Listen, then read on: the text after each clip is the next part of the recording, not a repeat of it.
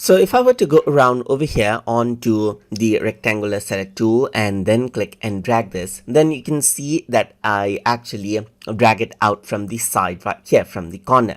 But if I want to expand it from the center by default, then you can go around onto the left side and you can see that expand from center is an option right here. So you can go around and click. And now what happens is that whenever you make a selection right here, what happens is that it expands out from center, as you can see right here, and goes all the way out right here. Same goes for the elliptical selection tool as well. So simply go around and select the expand from center option right here, and then it goes around and then expands it out from center, just like this. And you have an expanding selection instead of dragging around from corner.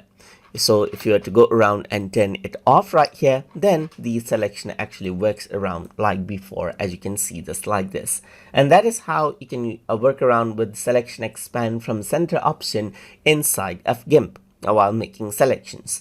So hope you guys learned something as always. And as always, please like, comment, share, and subscribe.